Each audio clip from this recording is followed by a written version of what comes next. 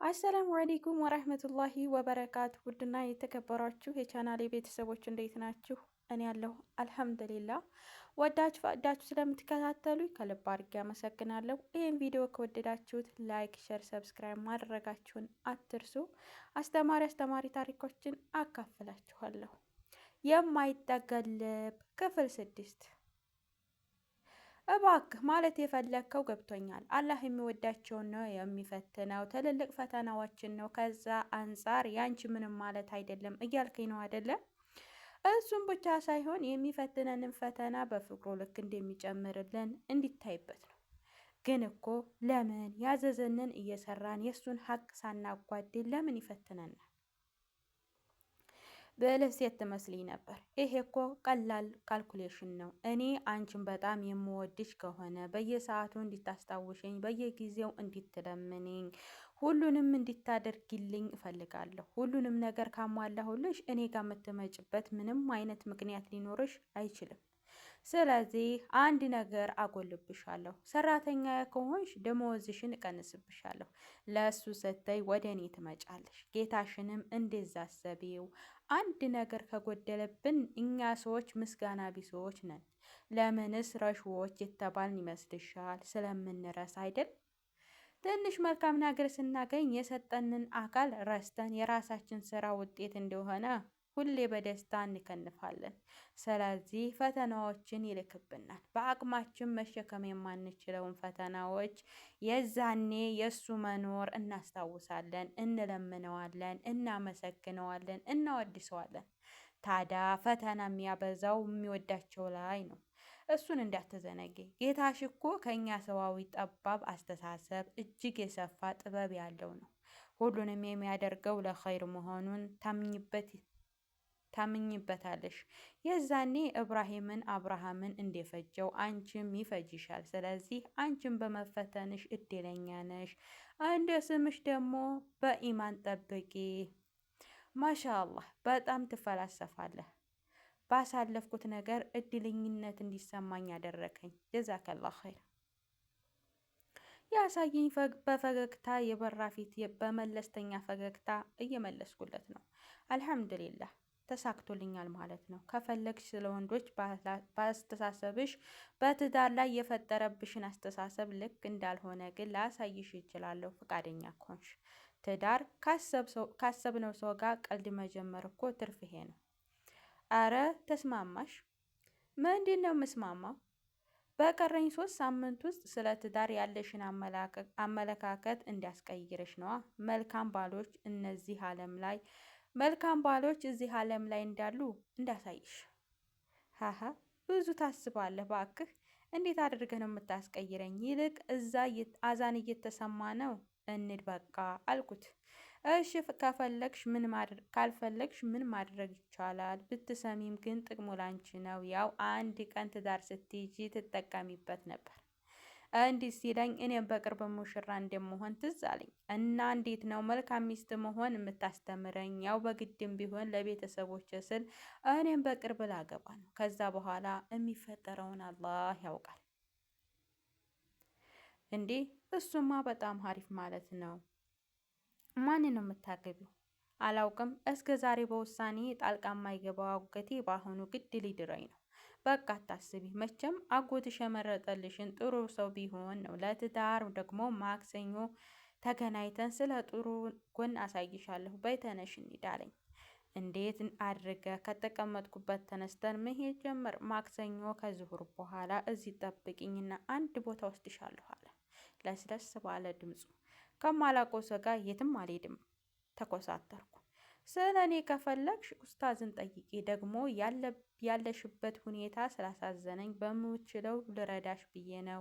በአሁኑ ተስማማሽ? በራስ መተማመኑ ማንም ቢሆን እንዲያውኑ ነው ያስገድልኩት። እሺ ይሁንልህ። አንተ ካሰብክ ኢላሂ ይፈርድብናል። አያሳስብም። እና የት ነበር የምትወስደኝ? ሰፕራይዝ ነው። በይ መኪናሽ ውስጥ ግቢና ማክሰኞ እንገናኛለን። እሺ ቻው። ግን ዛሬ እንዴት ነው? ምንድን በልተሽ ነው የመጣሽው? በመኪናው መስተዋት አጎንብሶ ነበር የሚያወራኝ። ምን አስተውለሻል? ሳንጣላ ልንለያይ እኮ ነው። ጸባይ ገዝተሻል አለኝ። ኢማን ያለ ምክንያት የስድብ ሱስ አለባት ያለህ ማን ነው እንዴ? ወይ ፊት ሲሰጡሽ ደግሞ ትቀብጫለሽ። በይደና ሁኒ። ወሰላሙ አሌይኩም። ወአሌይኩም ሰላም ወራህመቱላህ። ዛሬ ገና ሰላምታውን መለስኩለት። ዞሮ ሳቅ ብሎ ተመልክቶኝ ሄደ። በመሄዱ የሆነ ነገር ቅር እንዳለ የተሰማኝ። እንዴ ምክር ጭቅጭቁ ሊናፍቀኝ ነው እንዴ? አቦ ሰው የማመን ችግር ሊጀምረኝ ነው። ወደ ቤተ ብሄድ ይሻለኛል አልኩ። በቀጠሮ መሰረት ማክሰኞ ዙሁርን ሰግጄ ቦታው ጋር እየጠበቅኩት ነው። ከእሱ ጋር ከተለያየን ጀምሮ እስካሁኗ ድረስ ቢላል የነገረኝን ምክሮች ለራሴ እየደጋገምኩ ነበር የቆየሁት። ጌታዬ እንደሚወደኝ ማሰብ አዲስ ደስታ ፈጥሮልኛል። እስካሁን በማማረሬ ያቃጠልኩትን ጊዜ ድብርት ውስጥ ለመግባት ምክንያት እንዲሆን ታዘብኩት። በግማሽ ቀን ንግግሩ በራሴ ላይ የነበረኝን አመለካከት አስቀየረኝ። ሆኖም ከጌታዬ ጋር አዋደደኝ እንጂ ወንዶችን የማይበት መነጽር ላይ ሊፈጥር የቻለው ምንም ለውጥ የለም። አሰላሙ አሌይኩም። ከራሴ ጋር አውርቼ ሳላበቃ ሁላችንም መኪና ስላልያዝን በታክሲ ተሳፍረን ከአንድ የህፃናት ማሳደጊያ ድርጅት ውስጥ ገባን። የድርጅቱን ስም ሳይ ዘወር ብዬ የቢላልን አየሁት። የህፃናት ማሳደጊያ ምን ልናደርግ ነው ጠየቅኩት። ልናያቸው ነው፣ አይዞሽ ከፈገግታ ጋር ሞቅ አድርጎ መለሰልኝ። ቢላል፣ እኔ ከህፃናት ጋር ጊዜ አሳልፌ አላውቅም፣ ማሳለፍም አልፈልግም፣ እንመለስ አልኩት። ማን ያንቺን ስሜት ጠየቀ? ለእኔ የምወዳቸው ቤተሰቦች ናቸው። እነሱን ዘይሬ እመጣለሁ። እስከዛው ቁመሽ ካልሆነ ተቀምጠሽ ልትጠብቂ ትችያለሽ አለና ወደ በሩ ሄደ። መልካምነቱ በወደውም ድርቅናውን እያበሸቀኝ ተከተልኩት። እንደገባን በተለያየ የእድሜ ክልል ውስጥ ያሉ ትንንሽ ህፃናት እየተሯሯጡ መጥተው ቢላል ላይ ተጠመጠሙበት። በጣም ይወዱታል። የእሱም ፊት ላይ ከዚህ በፊት አይቼው የማላውቀው ደስታ ይታይ ነበር። ምንም ሳይሉት ከልቡ ይስቅላቸዋል። ከመካከላቸው እድሜዋ ወደ 3 ዓመት የሚጠጋ ልጅ ድክ ድክ እያለች ወደ ቢላል መጣች። ነሲማ የኔ ቆንጆ እያለ እጁን ዘረጋላት። እየተኮላተፈች ቢላል አለችና እቅፉ ውስጥ ተወሸቀች። በጣም ደስ የምትል ድንቡሽቡሽ ህፃን ናት። ቢላል አንስቶ ትከሻው ላይ ሰቀላት። በሳቅና ደስታ ፍርሃት ስትል የፏፏቴ ጉንጮቿን ስርጉድ ይላል። ቢላል ትክክለኛ አባቷ ነበር የሚመስለው። እንደዚህ ሆነው ሳያቸው የኔው ባባ ትዝ ብሎኝ እንባ ያቀደመኝ። ኢማን፣ አንቺ ኢማን የት ሄድሽ? ምን ነው አልተመቸሽም እንዴ? ወላሂ ካላስደሰተሽ እንመለስ። ከልብ ደንግጦ እና ተጨንቆ ነበር የሚጠይቀኝ። አረ አብሽር ደህና ነኝ። እንደገመትኩት አልነበረም። ደስ ይላል። እሺ በቃ ነይ ተከተይኝ። ተከተልኩት።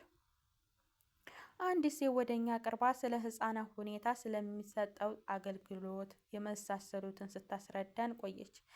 በመቀጠል ጡጦ መጥባት ላይ ያሉ በማንኪያ መመገብ ጀምረዋል። ልብሳቸውን በምግብ እየለቀለቁ ሌሎቹ ህፃናት ተመለከት። ነርሶች ሳይሰለቹ ይመግቧቸዋል፣ ያጫውታቸዋል እና ሲሆኑላቸው ተመልከቱ። ጉብኝታችንን ሲያለቅ ተመልሰን ወደ መጀመሪያው ክፍል አመራን። የተለያየ ወረቀቶች ተሰጥቷቸዋል። ቀለም እያቀለሙ ነበር። በመሀል ቢላል ስልክ ተደወለና ለማናገር ወጣ። ዙሪያችን እንደዚህ በህፃን ተከብቤ አላውቅም። የሆነ ነገር እንዲቀላቀላችሁ ሲገፋፋኝ ወደ ህፃናችሁ ተጠግቼ አብሬያቸው ቀለም መቅለም ጀመርኩ። እኩያቸው አይደለም ብለው የሚፈሩ ነገር የላቸውም። አክስቴ፣ እኔ የቀባሁት ያምራላ በጣም እንጂ እንደመከርኩት ደስታውን ሳይደብቅ ፊቱ ላይ ባለ ፈገግታ አሳየኝ። የኔስ ሌላኛዋ ተከተለች። እሷም እንዲሁ አሞገስኳት። በተመሳሳይ የተለያዩ ህፃናትን የቀቧቸውን ስዕሎች እያሳዩኝ ጀመሩ። ከስዕሉ ጋር በጭራሽ የማይገጥም የሆኑ አቀባበሎች ይበዛሉ። ቢሆንም በህፃን ልብ መሰረቶቻቸው ብቻውን አስባችሁታል? ከአፍ የሚወጡት ቃላቶች ልባቸው ውስጥ እንደሚኖርላቸው ስላወኩኝ በተቻለ መጠን ላስደስታቸው መከርኩ። ስቆይ ደስታቸው በራሱ ጊዜ ተጋብቶብኝ እስቅና እጫወት ነበር። ሰዓታችን ሳናስበው ነጎደ። 10 ሶላት ስለደረሰ ግቢ ውስጥ ሰግደን ከትምህርት ቤት ወደ ቤት ተመለሱ። ተማሪዎች ጋር ሄድ። ቢላል አሁንም ስልክ እያወራ ወጣ። ልጆቹ እየሮጡ መጥተው ካቀፉኝ በኋላ አንደኛው ልጅ አንቺ ነሽ አለኝ። ምን የሆንኩት ግራ እየተጋባሁ ጠየቅኩት። የአጎቴ ቢላል ሚስት ነሽ? ከቀደሙ በእድሜ ከፍ ያለችው ጥያቄውን አስተካክላ መለሰችልኝ። አይ አይደለሁም፣ ቅር እንዳይላቸው እየሰጋሁ መለስኩላቸው። ግን እኮ አጎቴ ስመጣ ሚስቴን ይዤላችሁ ነው የምመጣው ብሎ ነበር። ያኮረፈ ጉንጮችን ተነፍተው መለሱልኝ። ኢንሻአላህ ትመጣለች፣ ያው ሳይመቻት ቀርቶ ነው የሚሆነው። በቅርብ መታ ታያችኋለች። እሺ ደግሞ እኔም አክስታችሁ ነኝ ብዬ ያኮረፉ ልጆቹን ጉጫቸውን በፍቅር ቀጠጥ አደረግኩ። አሁንም እንዳይከፋ እየሰጋሁ እምቢ አንፈልግም፣ እሷ እኮ የአጎቴ ሚስት ናት። እሷ አጎቴ በጣም ትወደናለች፣ አጎቴ ነግሮናል፣ እኛም እንወዳታለን፣ እሷን ነው የምንፈልገው ብሎ አንድ አኩርፎ ወደ ውጭ ወጣ። ሌሎቹም ልጆች ብቻዬን ጥለውኝ ተበታተኑ። የሆነ ተሰምቶኝ የማያውቅ ስሜት ተሰማኝ። የሆነ የተገፋሁ የማረባና ጥቅመ ቢስ የሆንኩ አይነት ብቸኝነት ይብለጥ ታየኝ። ከፋኝ፣ ውስጤ እጅግ በረደ፣ ልቤ ቀዘቀዘ። በቢላል ሚስት ቀናሁባት። ሀባይብ ስለተከታተላችሁኝ በጣም አድርጌ አመሰግናለሁ። ይህም ቪዲዮ ከወደዳችሁት እንግዲህ ላይክ፣ ሸር፣ ሰብስክራይብ ማድረጋችሁን አትርሱ። ቀጣይን ክፍል ይዘ እመጣለሁ ኢንሻአላህ ባላ ፍቃድ።